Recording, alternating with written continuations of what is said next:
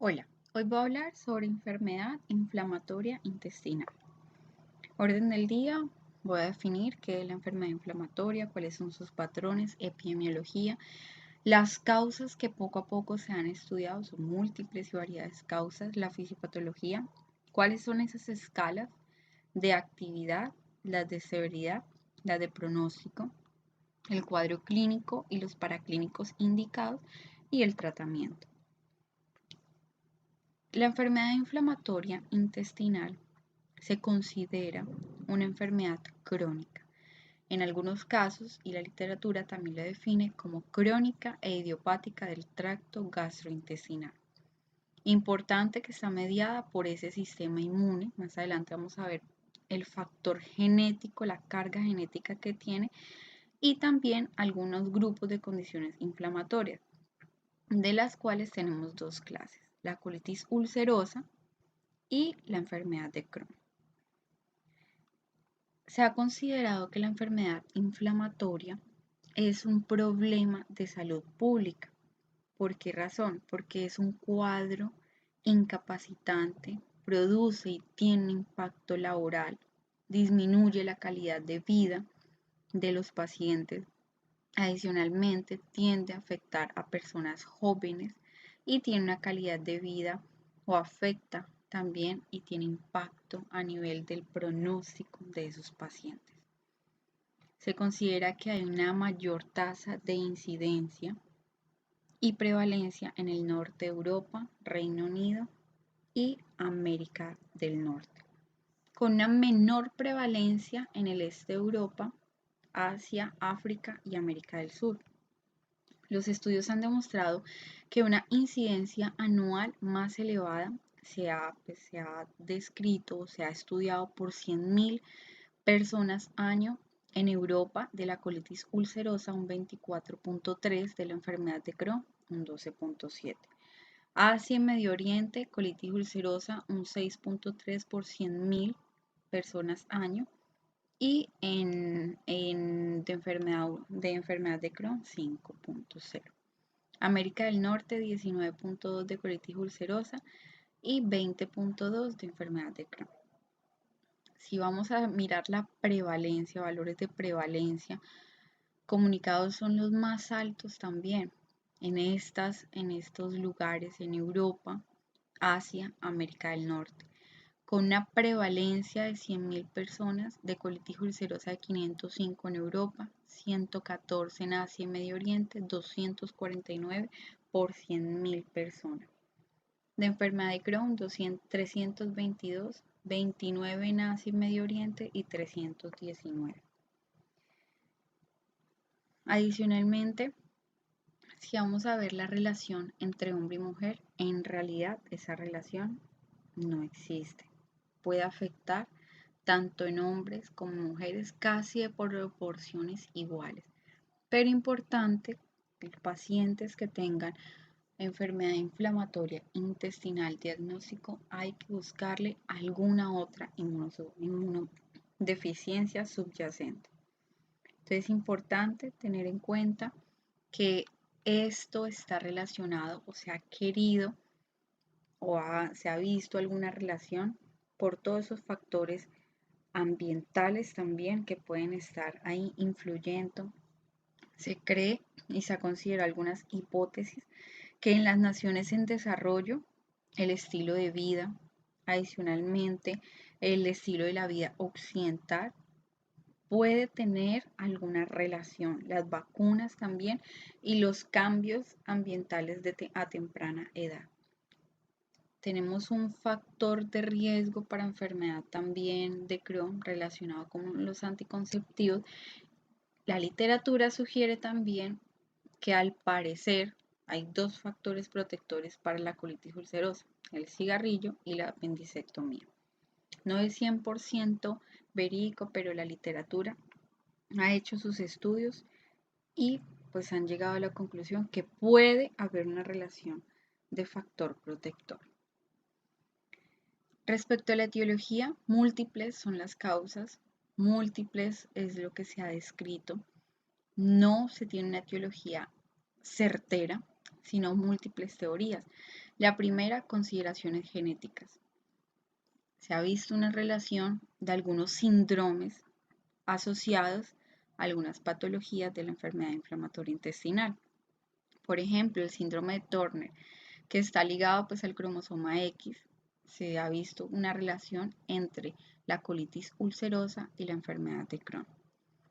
También esa patología hereditaria que es Hermansky-Puglag, que es una alteración del cromosoma 10q23, alteración recesiva, y tiene relación con colitis granulomatosa, con enfermedades pulmonares fibróticas, alteración de las plaquetas también, albinismo.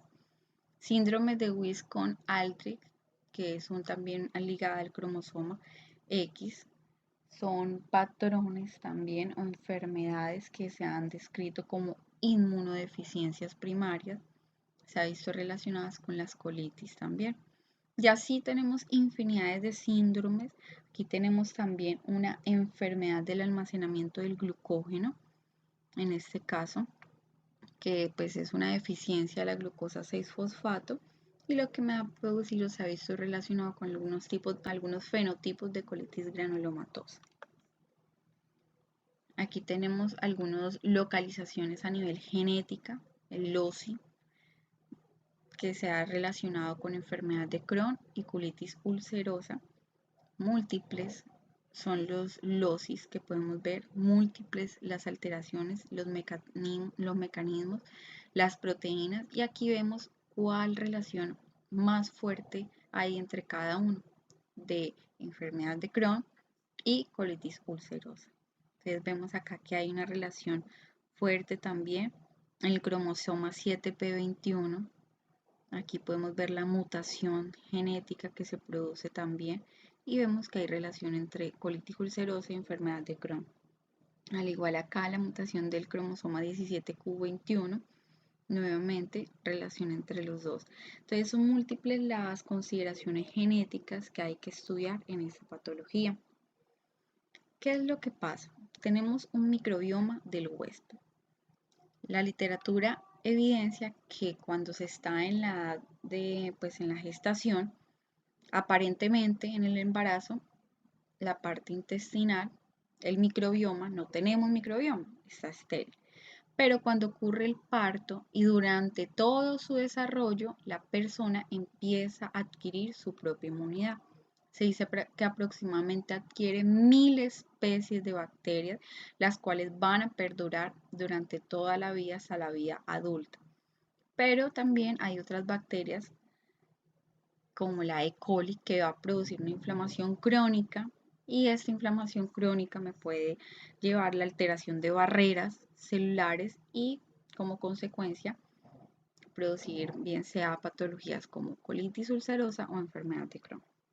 Algunos medicamentos se ha estudiado antibióticos que pueden mejorar la enfermedad de Crohn, como el metronidazol y la ciprofloxacina. Tenemos desequilibrios entre mediadores proinflamatorios y antiinflamatorios. Algunas citoquinas se han visto también en la fisiopatología. Algunas células y linfocitos T reguladores también se han visto alterados y promueven la inflamación. Por ejemplo, el linfocito T reguladores, el 1, producen interferón y van a producir una inflamación granulomatosa que puede generar enfermedad de Crohn. Adicionalmente, el linfocito T regulador tipo 2 pues me va a promover la inflamación a través de interleuquina 4, 5 y la 13, que me va a producir una inflamación superficial desarrollando una colitis ulcerosa. Y la interleuquina 17 me va a producir los linfocitos T reguladores 17 me van a producir interleuquina 17, 21 y 23, que me van a generar también más inflamación. Para poder hablar de la fisiopatología, es importante conocer la etiología. ¿Por qué razón? Porque siempre debe haber un equilibrio en absolutamente todo en esta vida. Tanto de factores o mediadores, aquí muy bien lo dice, inflamatorios, proinflamatorios o antiinflamatorios, como la producción de células, el microbioma del huésped, el microbioma también de las células inmunes y las células epiteliales. Importante, se dice que hay una relación tridimensional entre la flora o el microbioma del huésped, aquí tenemos el microbioma del huésped, el epitelio intestinal, las células epiteliales y adicionalmente todo ese sistema inmune de la mucosa. Todo debe haber un equilibrio, pero cuando ocurre una desregularización o una alteración o alguna susceptibilidad genética o alguna alteración en la disregularización inmune o algunos factores ambientales, me va a alterar ese microbioma del huésped. Adicionalmente, tenemos aquí las células inmunes. Todo esto debe estar en el marco de una teoría integrada. Debe haber una teoría tridimensional en perfecto equilibrio. Pero ¿qué es lo que pasa? Cuando tenemos algunas alteraciones o susceptibilidades genéticas, como se nombró en las diapositivas anteriores, a nivel del LOCI, mutaciones del JAK, mutaciones a nivel cromosomal, todo esto puede empezar a actuar aquí a nivel del microbioma del huésped. Adicionalmente tenemos un microbioma de la flora del huésped alterado o defectuoso o alteraciones autoinmunes o factores ambientales, como nombré anteriormente.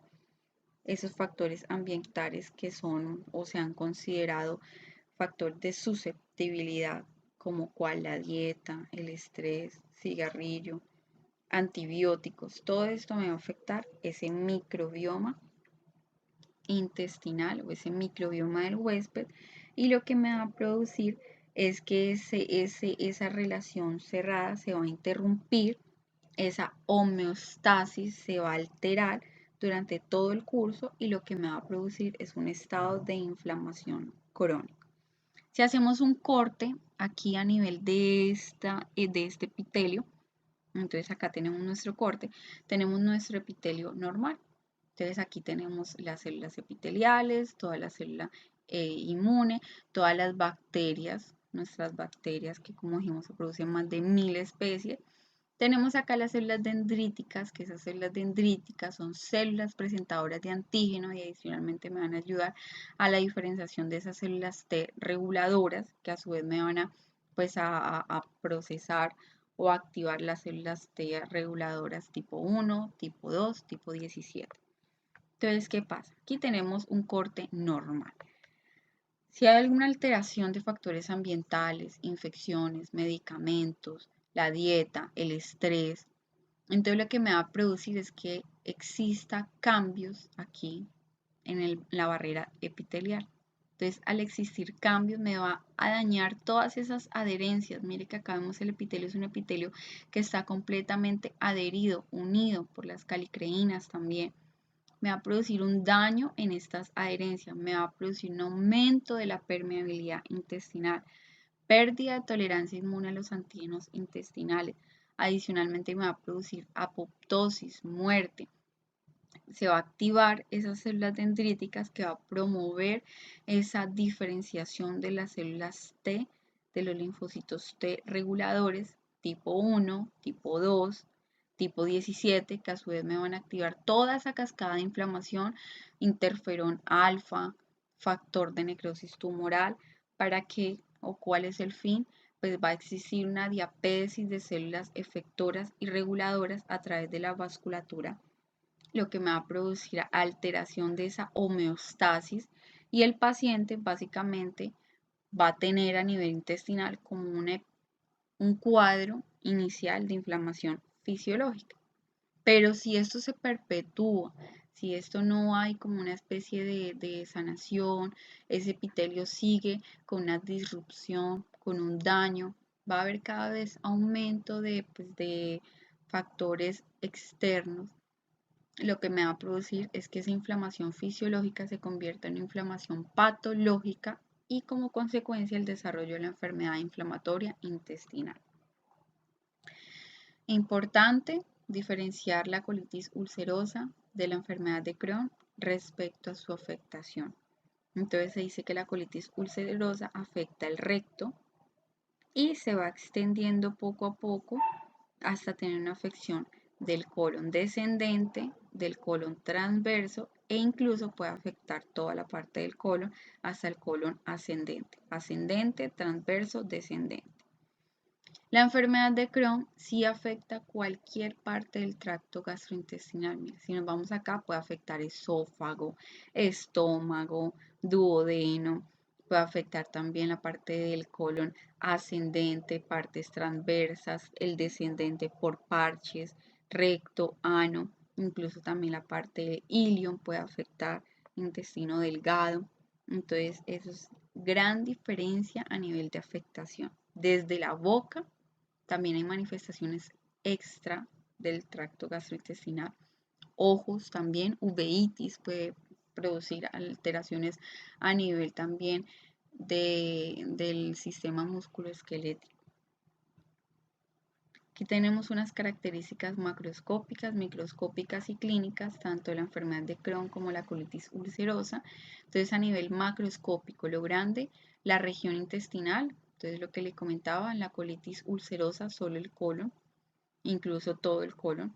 Enfermedad de Crohn desde la boca hasta toda la parte del intestino. Distribución, en la colitis ulcerosa son difusas. En la enfermedad de Crohn pueden ser por parches, salteadas. Estenosis es muy frecuente encontrar la enfermedad de Crohn, en la colitis ulcerosa no. Y la pared intestinal puede estar gruesa en ocasiones en la colitis ulcerosa delgada. Si se hace un corte histológico, que más adelante vamos a ver las escalas histológicas microscópicas, entonces inflamación vamos a tener en las dos, pero en la colitis ulcerosa puede estar solamente en la mucosa y ya en la enfermedad de Crohn transmural. Pseudopólipos importantes en ambas, moderados en la enfermedad de Crohn, úlceras en la colitis ulcerosa superficiales, en la enfermedad de Crohn profunda, fibrosis, serositis, granulomas, fístulas, importante, la enfermedad de Crohn produce muchas fístulas. Y la clínica, más adelante vamos a ver cuál es la clínica de cada uno, pero pues a grande y a grosso modo, fístulas perianales, frecuente en la enfermedad de Crohn. Alteraciones de malabsorción, enfermedad de Crohn frecuente y de pronto que puedan desarrollar algún proceso maligno en la enfermedad de Crohn. Puede tener afectación del colon en la colitis ulcerosa si hay factores malignos que puede desencadenar. Cuadro clínico de la colitis ulcerosa e incluso también la enfermedad de Crohn, pacientes van a presentar cuadros de diarrea, cuadros de dolor abdominal, cuadros también de sangrados rectales y también de tenés. Depende de eso sí de la gravedad de la instauración de la colitis ulcerosa y de la enfermedad de Crohn, ya que pues dependiendo de la gravedad y de la instauración del mismo, puede ser semanas o meses, puede tener el paciente cuadros más agudos o meses, pueden ser larvados en ocasiones, de deposiciones líquidas con sangre, incluso pueden manifestar pus en las deposiciones. Y pues la diarrea, eso no es frecuente, pero es patoneumónico si la llegamos a ver. Diarrea es nocturna y o postprandial. Adicionalmente, si hay cuadros severos, el paciente puede presentar cuadros de fiebre, cuadros de vómito y pues anorexia con pérdida importante de peso. Aquí tenemos una presentación de la colitis ulcerosa dependiendo pues de la instauración, si es baja, baja, moderada o severa, los movimientos intestinales menor a 4 por día, en la moderada de 4 a 6, en la severa mayor de 6, los sangrados, como pueden estar, fiebre, mire que acá es muy casi frecuente encontrar fiebre en colitis ulcerosa severa, taquicardia, esos son signos de inestabilidad, anemia menor en el 75% de los casos, una BCG, que esos son reactantes también de fase aguda de inflamación y alteraciones endoscópicas que más adelante vamos a ver qué podemos encontrar, pero miren la severa, podemos encontrar sangrados espontáneos, úlceras, en la moderada podemos encontrar algunas clases de ausencia de marcada de la ausencia marcada de la vasculatura, sangrados también, pero no hay úlceras. En la enfermedad de Crohn, aparte de todo lo que vimos acá de diarrea, de la parte de dolor abdominal, fiebre, también el paciente puede, de acuerdo a donde esté ubicado la enfermedad de Crohn, si es ileocolitis, historia crónica de episodios de dolor abdominal, pero ese dolor abdominal va a estar ubicado básicamente en el cuadrante inferior derecho y el paciente va a manifestar también cuadros de diarrea. Fiebre puede presentar el paciente, abscesos, dolor tipo cólico. Importante, la literatura ha descrito que el paciente es cuando tiene un dolor abdominal y presenta pues la parte de la defecación, mejora ese dolor. Pérdida de peso, anorexia, espasmo. A diferencia de la colitis, la enfermedad de Crohn sí produce cuadros de estenosis, obstrucción intestinal, microperforaciones y fístula. Entonces acá podemos ver que no solo afecta la parte del colon ascendente, transverso y descendente, sino también puede afectar el ilio, puede afectar también el sigmoides, el yeyuno, puede tener múltiples manifestaciones. Para clínicos, entonces ya le hicimos toda la anamnesia a nuestro paciente. Cuadro agudo, cuadro crónico, llegó por dolor abdominal, sangrado en las deposiciones, pérdida de peso, en algunos pacientes pueden manifestar fiebre. Entonces, ¿qué para clínicos vamos a pedir? Tanto para la colitis ulcerosa como para la enfermedad de Crohn, vamos a pedir marcadores de inflamación. PCR, BCG van a estar aumentados. Adicionalmente, pues tenemos que descartar diagnósticos diferenciales que los vamos a ver a continuación, pedir un coprológico, un coprocultivo, marcadores de autoinmunidad, como dije al inicio, importante, tenemos que descartar otras causas, otras inmunodeficiencias, vamos a pedirles ANCAS con una sensibilidad de especificidad del 92, casi 94% de especificidad. Tenemos que ver pues en el hemograma, muchas veces puede haber una leucocitosis más neutrofilia, pero pues eso no es patognomónico de la colitis ulcerosa, de la enfermedad de Crohn, pero sí importante la hemoglobina. Aquí tenemos la lactoferrina fecal y la calpoprectina, que esto es importante no solamente para diagnóstico, sino la calpoprectina para seguimiento, para ver si el paciente tiene o no cuadros de resolución. Van a estar aumentadas, la albúmina sérica va a estar disminuida y esto también es un factor importante de severidad, la albúmina. Y pues ya en la colonoscopia, entonces vamos a ver que el paciente va a tener, acá vemos un corte en la colonoscopia, nos sirve para evaluar la extensión y la actividad de la enfermedad. Entonces acá vemos que tiene eritema, la mucosa con eritema, adicionalmente acá vemos unos exudados que va a tener la mucosa y pues ya frialdad, pero vemos que tiene una mucosa completamente inflamada y con eritema. En la enfermedad de Crohn, aparte de los paraclínicos iniciales que se nombró aquí, marcadores de inflamación, coprocultivo, coprológico, descartar otras causas adicionales, es útil la endoscopia de vías digestivas. ¿Por qué razón? La enfermedad de Crohn tiene afectación de todo el tracto gastrointestinal, desde la boca hacia la parte completa del estómago también. Estenosis y perforaciones podemos encontrar.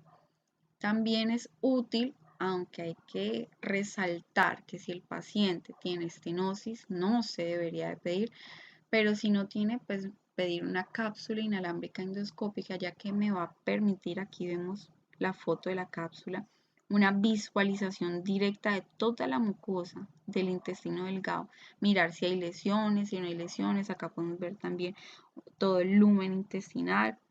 Podemos ver unas lesiones pequeñitas, unos exudaditos pequeñitos que puede tener acá el paciente. Pero importante que el paciente no debe tener antecedentes de estenosis porque la cápsula se puede quedar ahí y no va a ser arrojada por el paciente en la defecación. Adicionalmente tenemos el apoyo de las imágenes diagnósticas con unos rendimientos pues bastante aceptables. Tenemos la enterotomografía, donde que vamos a encontrar en el paciente, dependiendo del realce también. Aquí vamos a ver la mucosa intestinal y vamos a ver cómo hay un realce y un edema de la submucosa en este caso, un aumento de la musculatura, un signo de Diana, que es lo que dice. La enteroresonancia con un buen rendimiento, sensibilidad del 78, una especificidad del 85. Tener en cuenta que la ultrasonografía, si bien la especificidad es muy buena, pero es operador dependiente, entonces hay que diferenciar y hay que ver. Por aquí podemos ver un aumento de esa hiperecogenicidad de la submucosa. Y acá tenemos la enteroresonancia, entonces es importante, mira, acá nos dibuja completamente todo en este corte, cómo muestra una afectación del ilion terminal, cómo está completamente la pared engrosada, aumentada, y aquí podemos ver algunas zonas de ulceración. En este caso, aparte que está aumentado, también hay ulceración. Entonces, pues podemos ver cambios importantes en esa enteroresonancia magnética. Aquí un resumen, ya poniendo la parte de el examen físico, la anamnesis, qué puede manifestar el paciente, que vimos la diarrea que es común, el dolor abdominal puede estar presente, el sangrado, anemia, importante cuando el paciente tiene actividad, va a tener más cuadros de anemia, actividad de la enfermedad, ¿no? Pérdida de peso, fatiga, lesiones anales, y aquí mezclamos tanto la clínica del paciente como los hallazgos en la endoscopia y los hallazgos en las imágenes diagnósticas. Entonces, bueno, aquí nuevamente recordar toda esta parte del sangrado en las deposiciones, alteración de la mucosa, el dolor, la fiebre, síntomas generales también, fístulas, que vemos que las fístulas es muy frecuente encontrar la enfermedad de Crohn. No es frecuente y para nada se presenta en la colitis. Cuadros de obstrucción, ya dijimos que es muy frecuente encontrar en la enfermedad de Crohn. Y los hallazgos endoscópicos, entonces acá tenemos alteración a nivel rectal. Es muy frecuente encontrar enfermedad de Crohn, raro en la colitis. Mirar también la parte de alteraciones en la continuidad. Biopsias, podemos ver granuloma, recordemos que la enfermedad de Crohn produce mucho granuloma. Y ya imagenológicamente, entonces acá podemos ver si hay alteración del intestino, alteración anormal, pues vemos que en el Crohn sí tiene alteración del intestino delgado, alteración del ilion también, y pues acá podemos ver colitis, tanto segmental o asimetría, y alteración de la estructuralidad. Es importante tener o descartar esos diagnósticos diferenciales.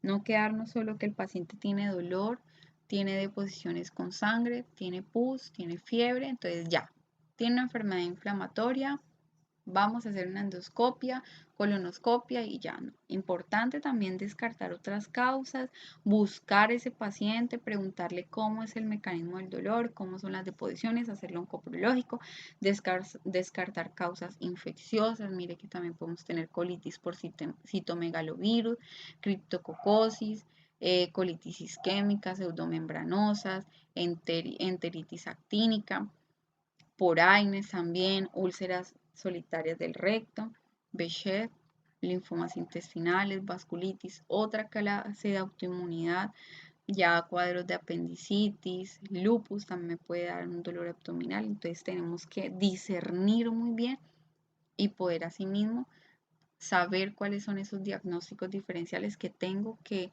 que descartarle también a mi paciente. Descartamos diagnósticos diferenciales, nos quedamos que el paciente tiene colitis, una sospecha, una impresión diagnóstica de colitis o de enfermedad de Crohn. Entonces vamos a hacer unos criterios diagnósticos que los que están descritos en la literatura. Tenemos criterios diagnósticos de Leonard Jones en 1980. Aquí, eso es para colitis ulcerosa, más adelante vamos a ver para enfermedad de Crohn. Colitis ulcerosa, tenemos criterios clínicos. El paciente va a manifestar, igual usted también tiene que corroborar, importante el tacto rectal. Entonces va a manifestar sangrado rectal, diarrea crónica, dolor abdominal y las manifestaciones extraintestinales. Radiológicos, entonces, ¿qué vamos a encontrar en la colitis ulcerosa? Mucosa granular, úlceras espiculares o en botón de camisa. Cambios en el calibre, estrechamiento, acortamiento del colon, todo esto a nivel del colon. Criterios endoscópicos, entonces una mucosa eritematosa, exudados, sangrados, pseudopólipos y lesiones continuas.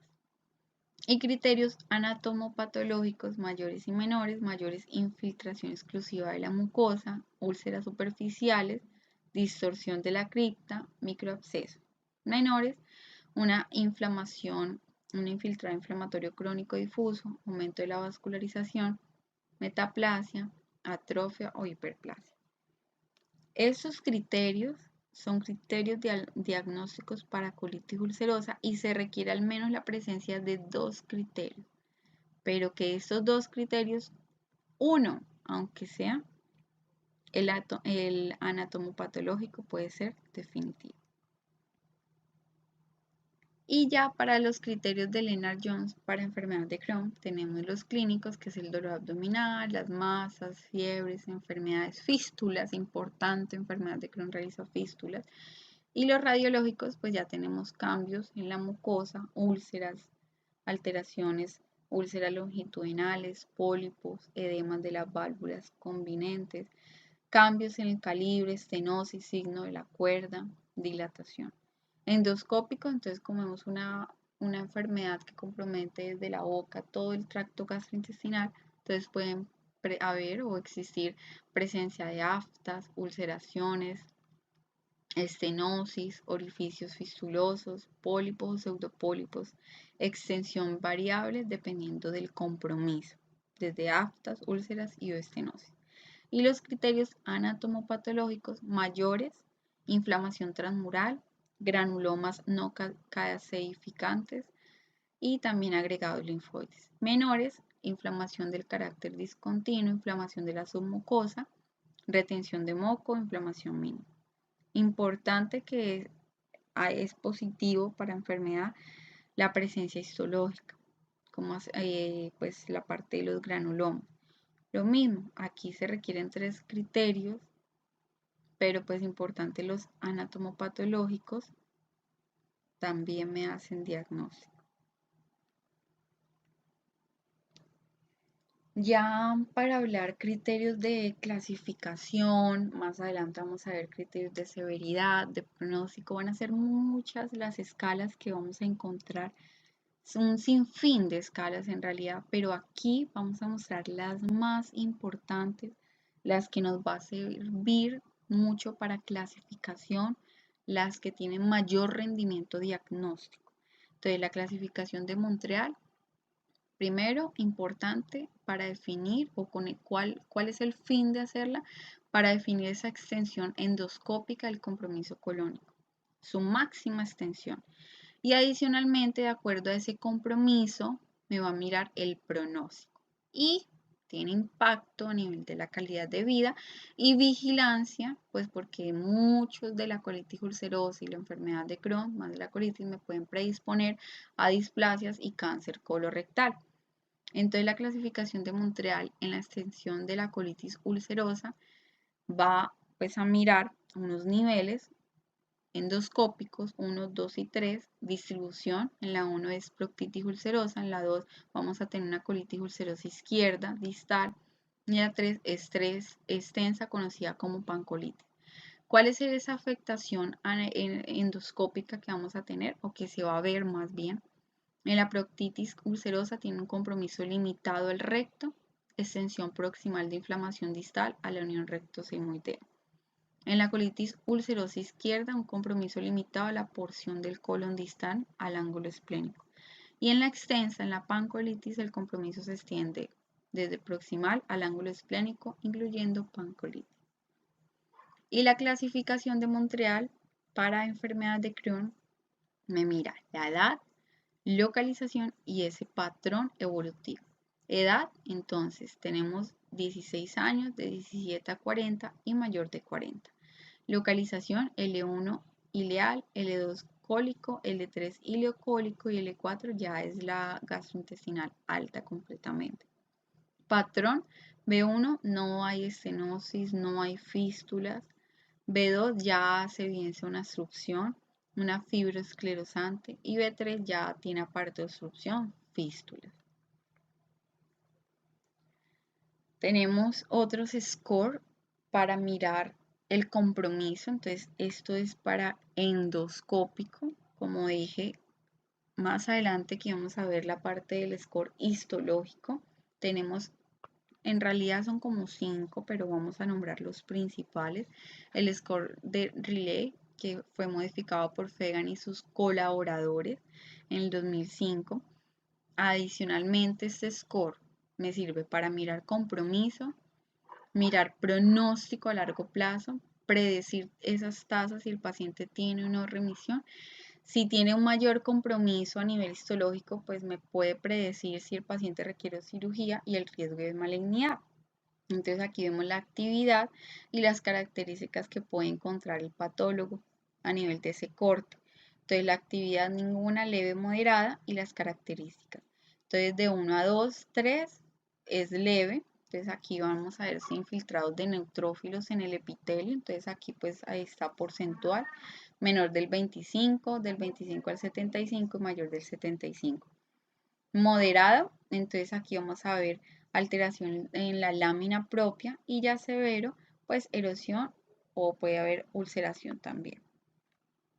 Tenemos un score de GeoVex que igual me va a mirar todo ese compromiso histopatológico, todos esos infiltrados. Aquí pues me va a mirar infiltrados no solo de neutrófilos, sino de eosinófilos. Entonces aquí vemos por grados. Entonces me va a clasificar grado 0, 1, 2A, B, 3 y 4. Entonces en el 0 pues no va a haber actividad, no va a haber anomalías, presencia de cambio de la arquitectura puede o no estar presente y algunos infiltrados. Grado 1 pues ya va a haber un aumento, células plasmáticas, en grado 2 eosinófilos van a ver la lámina propia.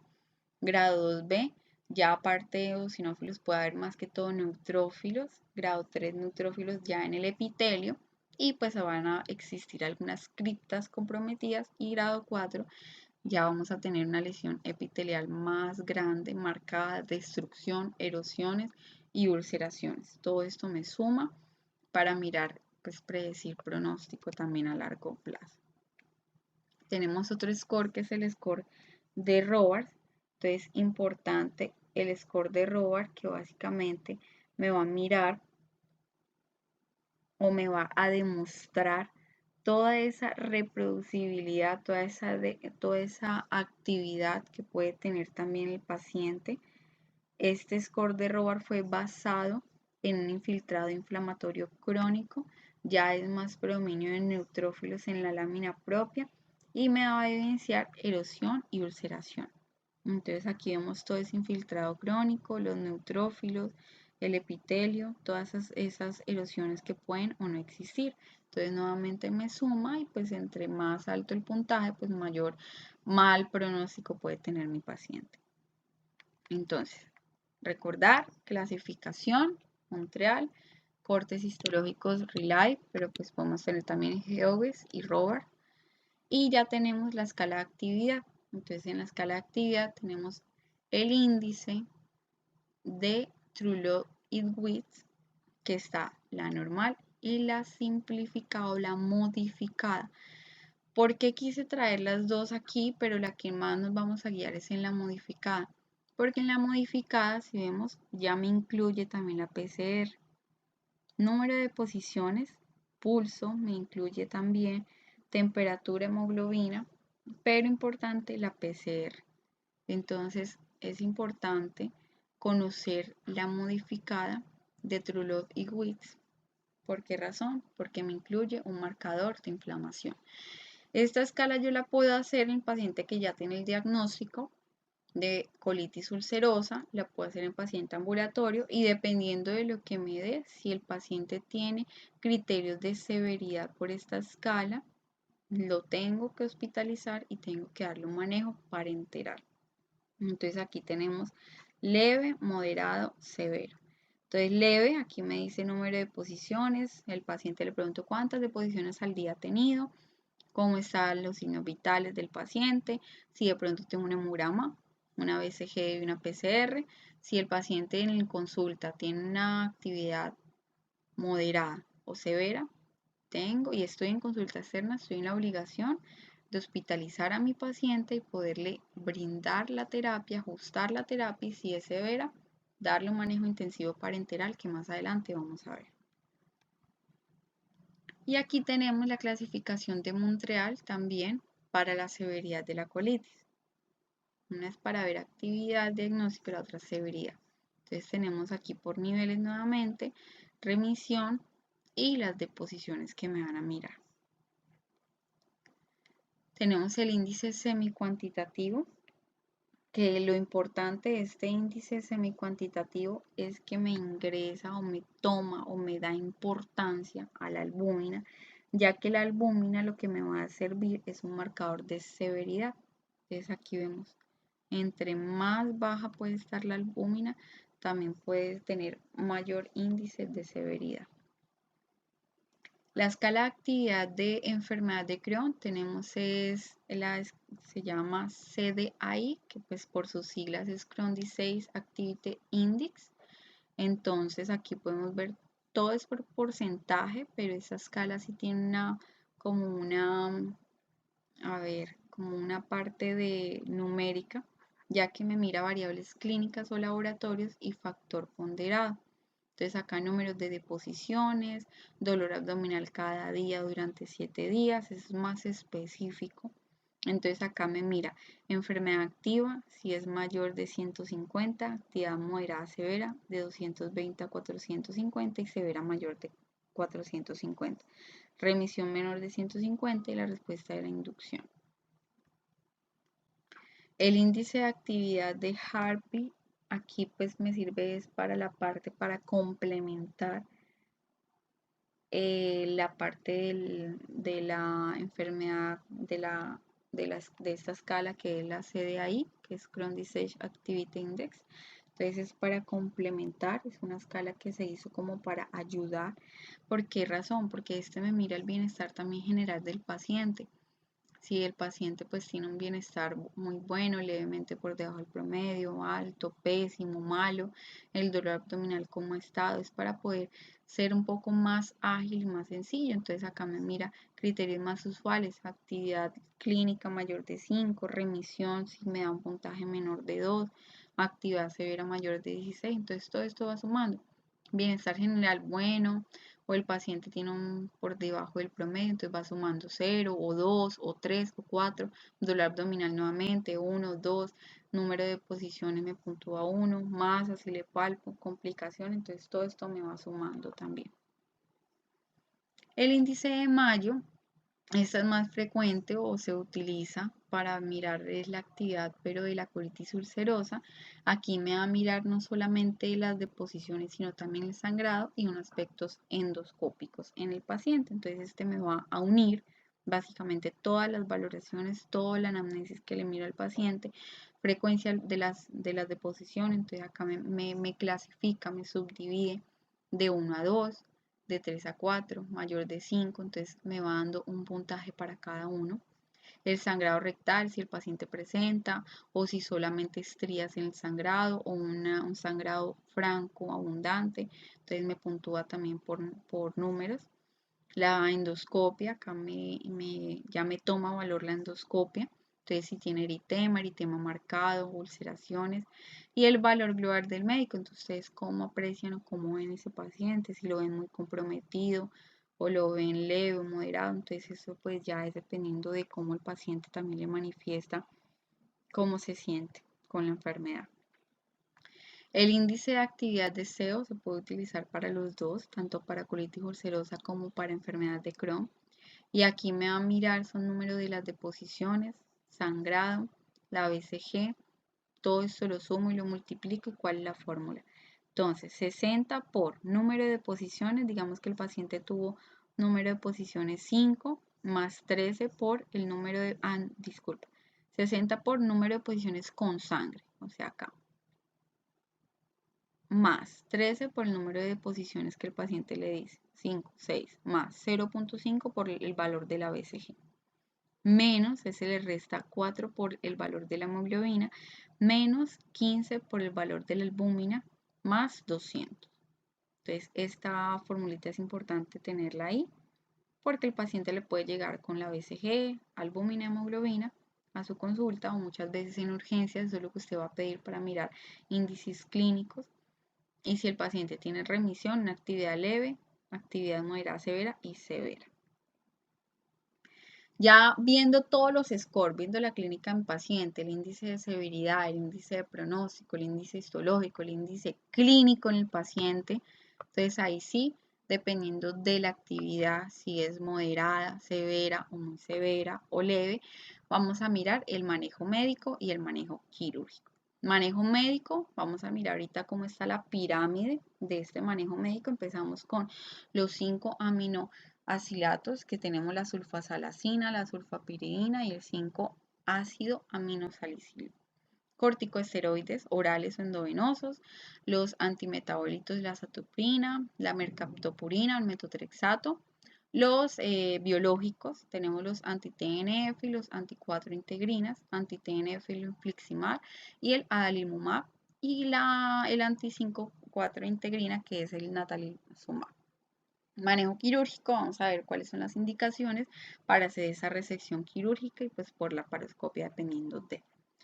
Tratamiento médico, entonces empezamos dependiendo de la actividad. Si es una actividad leve, podemos iniciar con corticoides y antibióticos, pues hay que tener precaución con el uso de antibióticos. Entonces en los glucocorticoides, la mayoría de los pacientes con colitis ulcerosa, si están moderados, se benefician de glucocorticoides, dosis de 40 a 60 miligramos día. Importante desparasitar al paciente. Para la colitis ulcerosa podemos utilizar esas dosis. Y ya para enterar si es una actividad muy severa, podemos darle hidrocortisona 300 al día o metilprednisolona de 40 a 60 días.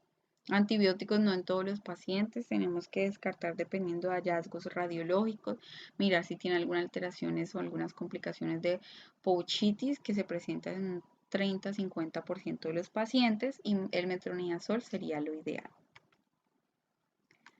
El siguiente pilar que tenemos acá, tenemos la ciatoprina o la 6-mercaptopurina, que son análogos de la purina. Lo que me va es tener como, o me va a ayudar mucho si el paciente tiene terapia biológica, se absorbe rápidamente. Importante hacerle seguimiento de pruebas hepáticas, ya que puede producir daño a nivel hepático. El metotrexato altera esa síntesis del ADN gracias a la inhibición de la hidrofolato reductasa, disminuye la inflamación a su vez, y se ha visto que tiene una actividad en la interleuquina 1, disminuyendo su actividad, entonces disminuye la inflamación. Intramuscular o subcutáneo, la dosis varía dependiendo del paciente, dependiendo de la actividad. Se han descrito dosis de 15 a 20 miligramos semanal. Importante hacerle seguimiento de hemograma porque puede producir aplasia medular, leucopenia, fibrosis hepática, entonces hacerle seguimiento a este paciente de prueba hepática. La ciclosporina, entonces no es el primer manejo en realidad, pero pues ya tenemos como un tercer arsenal si el paciente no me responde con corticoides o con metotrexato o con azatropina, le puedo dar la ciclosporina. Me bloquea la producción de interleuquina 2, por ende me disminuye la inflamación y me bloquea también los linfocitos T reguladores. Entonces, como vimos que se activa el tipo 1, tipo 2 y 17. Dosis 2 miligramos por kilo, dependiendo de la función renal también del paciente, vamos a ajustar. Y el tacrolimus es un fármaco inmunosupresión que me inhibe la calcinuria. Entonces, a su vez, me va a disminuir toda esa parte de inflamación, disminuye la actividad de los linfocitos T reguladores y pues también disminuye a nivel de la pared la proteína intracelular. Aquí tenemos unas pirámides, entonces importante mirar estas pirámides. ¿Por qué razón? Mire que el manejo empezamos desde acá, no desde la punta, sino desde la base. Entonces miramos a ver el primer manejo, que son la sulfasalacina, los 5-ASA orales. Después corticoides, pueden ser orales o rectales, dependiendo. Mire que acá vemos que el paciente tiene una colitis ulcerosa moderada, leve moderada. Ya nos vamos para un cuarto escalón si el paciente no responde la mercaptopurina o la azatropina. Y ya los biológicos, infliximab, adalimumab, golimumab o vedolizumab. Si el paciente tiene una colitis ulcerosa, actividad moderada o severa, mire que el primer arsenal son los glucocorticoides orales o endovenosos, la mercaptopurina, la azatropina, o mirar a ver si le puedo adicionar, ya que la azatropina en conjunto con un biológico tiene una potencia más fuerte para toda la parte de las interleuquinas también, el factor, el TNF, el infliximab y la 6-mercaptopurina. Otros biológicos que tenemos endovenosos, el adalimumab, el golimumab y la ciclosporina, que en realidad sería lo último. Si el paciente tiene una enfermedad de Crohn con una actividad leve o moderada, el primer arsenal que tenemos, si no tenemos budesonía, nos vamos con sulfasalacina, corticoides orales puede ser, 6-mercaptopurina sería el siguiente paso y ya nos tocaría ahorradores de corticoide, una azatropina o si no la parte de los biológicos, los inhibidores de interleuquina o los anti-TNF, infliximab o adalimumab. Certolizumab también se ha visto un papel importante. Si ya tenemos una enfermedad de Crohn con actividad moderada o severa, entonces mire que acá podemos empezar según las guías y protocolos con metotrexate o azatropina o 6-mercaptopurina más un biológico para potenciar esa actividad. Y podemos iniciarle también un vedolizumab, pero no sé si lo tengamos acá en Colombia, el glucocorticoide endovenoso. Y ya si el paciente presenta fístulas, entonces tenemos y estamos obligados en darle antibiótico. Podemos hacer la unión de algún biológico más metotrexate o azatropina y ya la nutrición parenteral importante. Aquí podemos ver las indicaciones de cirugía en el paciente, entonces en colitis ulcerosa y enfermedad de Crohn, entonces si vemos si el paciente tiene perforaciones, tiene alteraciones, tiene compromiso fulminante del tracto del colon, megacolon tóxico, perforaciones que no es común pero pueden existir en la colitis ulcerosa, alteraciones colónicas, obstrucciones, cáncer, displasia, entonces indicaciones quirúrgicas. Y enfermedad de Crohn dependiendo del compromiso, si es compromiso intestino delgado, entonces vamos a ver si tiene una obstrucción, mirar a ver cómo responde la terapia, si tiene fístulas o abscesos de difícil manejo, indicación de cirugía. Y ya afectación del colon y el recto, entonces mirar a ver si el paciente tiene alteraciones fulminantes, alteraciones perianales, fístulas, obstrucción, cáncer o displasia, son indicaciones quirúrgicas.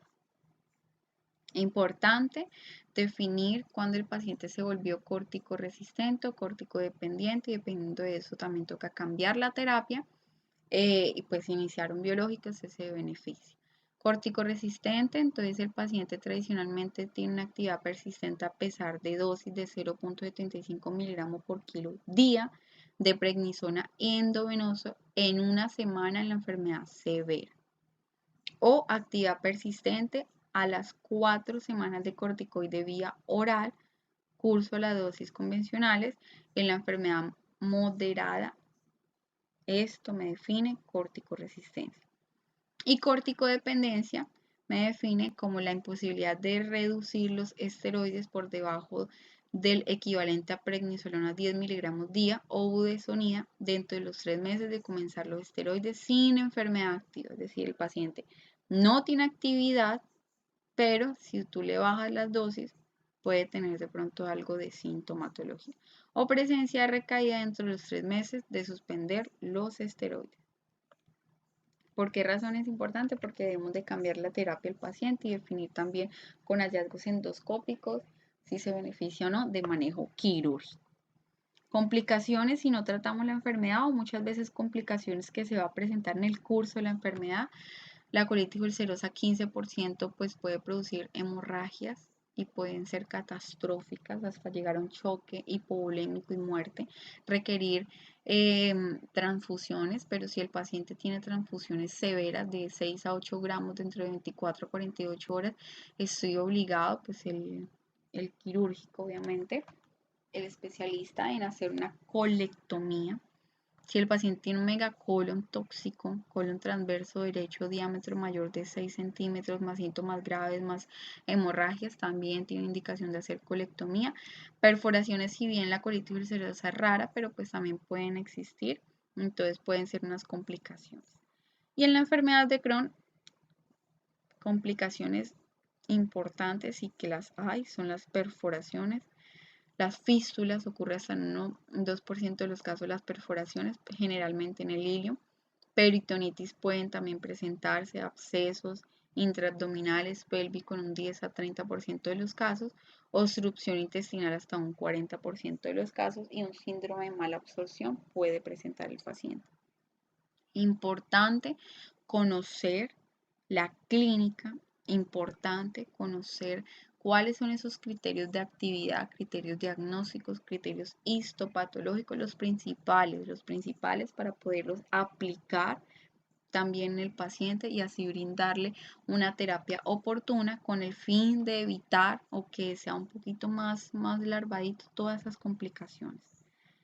Aquí tenemos un algoritmo de diagnóstico ya para finalizar. Entonces aquí vemos un algoritmo de trabajo del acta pues, de gastroenterología de Latinoamérica, en el cual tenemos nuestro paciente con síntomas y signos, la epidemiología obviamente, mirar factores genéticos, factores ambientales, el examen físico, descartar otras posibles causas que me estén dando pues, los síntomas del paciente. Me voy a todas esas herramientas diagnósticas para clínicos, imágenes diagnósticas, patologías, histologías, estudios, mirar la evolución, darle el manejo adecuado, mirar cuáles son los índices de gravedad, índices de actividad también el paciente, la calpopractina, pedir lo importante para mirar seguimiento, la clasificación de Montreal y asimismo darle un tratamiento de acuerdo a los hallazgos y poderle brindar al paciente una mejor calidad de vida. Recordemos que esto es una patología de salud pública que tiene impacto, afecta a los jóvenes, entonces con el fin de esto es poderle brindar una mejor calidad de vida al paciente. Muchísimas gracias a todos.